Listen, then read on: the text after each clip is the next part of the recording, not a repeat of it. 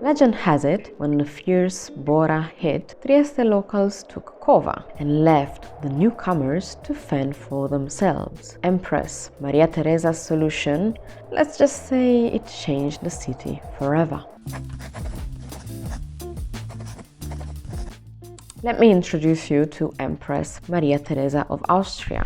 We, the Triestini, owe her a lot. Her father proclaimed Trieste a free port in 1719, initiating significant developments in the city, which were carried on by Maria Theresa. The new district, called Borgo Teresiano, Theresian Quarter, was built on the salt fields located on the city's outskirts, which is why the layout of the neighborhood is not well suited for a windy day. Rectangular sections, wide streets, plenty of room for the wind to blow. Traders used to live in the Theresian Quarter in two-story houses, in which the ground floor was for trading and storing goods, whereas the first floor was their home. Whenever Bora began blowing, though, the whole neighborhood suffered immensely, so much that when it reached high speeds, the houses of the traders would collapse.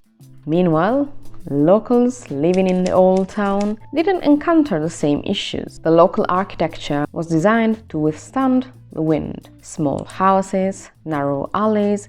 The layout of the neighborhood is irregular, quite the opposite to the Borgo Teresiano. Legend has it that the people of Trieste took shelter within the walls of the old town, leaving the new residents out of the wall at the mercy of Bora. Tired of the residents' complaints, the legend says Maria Theresa ordered the demolition of the city walls to prevent selfish locals to perpetuate the injustice. Despite being a myth, this tells you something about Triestini, the locals, who are stubborn and tend to defend their border, no matter what. Speaking of stubbornness, there's a humorous side to how the Bora affects the locals' moods. I'll tell you all about it in a bit. The Grand Canal is the heart of the Borgo Teresiano, and just a couple of years ago, a Maria Theresa Thaler monument was installed in Piazza del Ponte Rosso, right next to the canal. Piazza Ponte Rosso, as we call it, hosts markets and fairs, fruit and vegetables, but also seasonal markets and even a skating rink around Christmas time.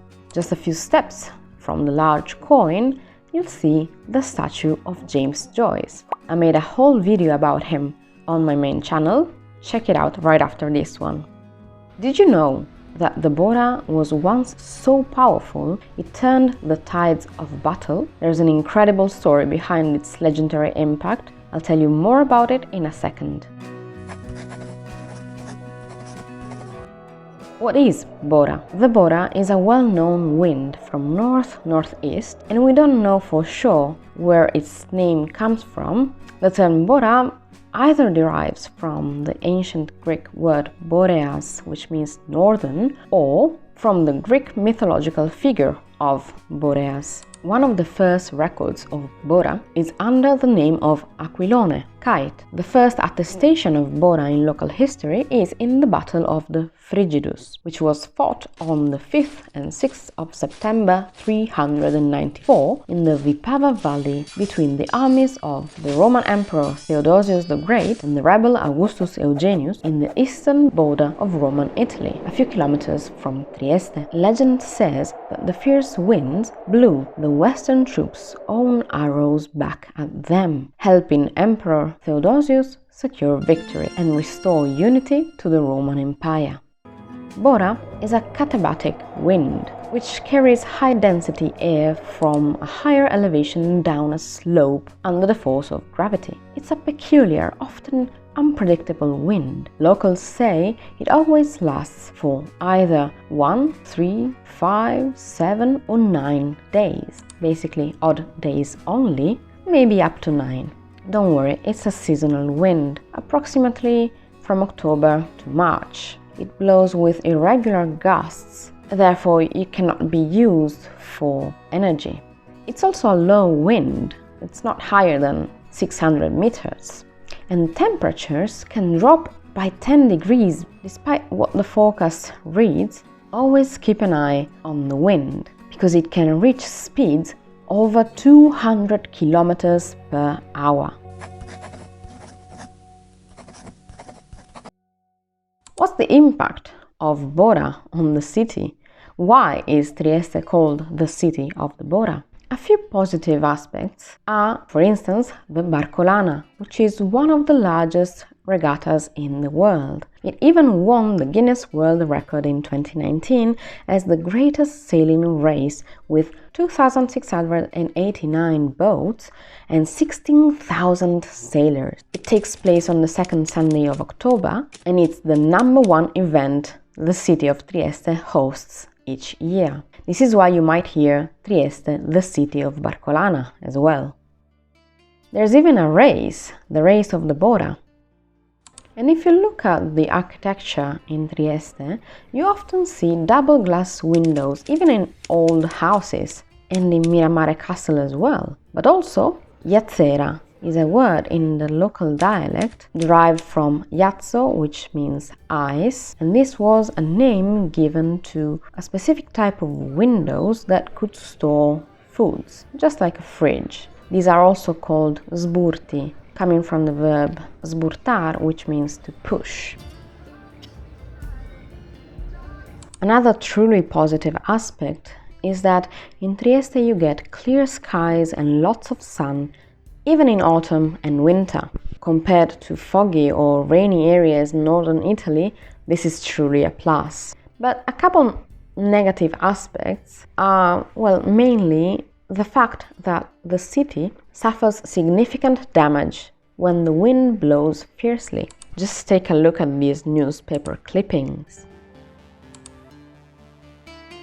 A debated topic is a project that might be one of the biggest mistakes of the local administration. They plan on building a cable car known as Ovovia between Trieste and Opicina, in an area where the gusts of wind would most definitely cause damage, not to mention the environmental impact and tons of other issues that would come with this cable car.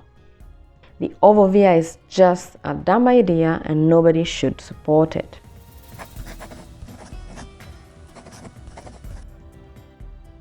A couple of things you should know before you visit. When the Bora blows, don't be silly and avoid these locations: Mola Audace, Audace Pier, Borgo Teresiano, Le Rive, the waterfront that goes from Ponte Rosso all the way to Riva Ottaviano Augusto, and also Barcola.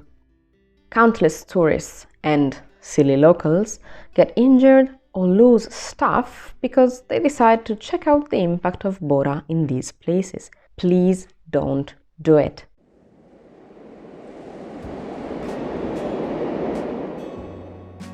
And if you see these railings, rest assured that Bora will blow fiercely in that street. There are not many railings left in the city, but they are meant to be held on windy days. Locals used to place ropes temporarily in squares and streets where metal railings were not available. I wonder why there aren't any left. Here you can see the one that is left in the old town, which is quite fitting because this street is called Via della Bora, Bora Street.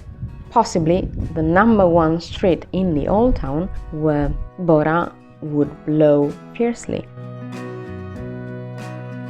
Some words or sayings around Bora are tiravento, it's windy, literally it's pulling wind; sufia, it blows; refoli, which are gusts of wind, and one is refolo, a gust of wind; bora chiara, light Bora, which clears the sky, versus Bora scura, dark Bora. It gathers clouds with rain or snow. And finally, when locals say "I senti la Bora," they're referring to the feeling of restlessness and irritability that often comes with the wind. Literally, they feel the Bora. It seems that just like Maria Theresa's decision to tear down the walls, the Bora stirs up emotions and reminds us how deeply this wind influences the lives of Triestini. I believe it's true, you can feel it in your bones, especially if you have arthrosis, but not only. I cannot tell you how many times my mother came back from work, primary school, saying that on that specific day some children were out of control because they could feel the Bora.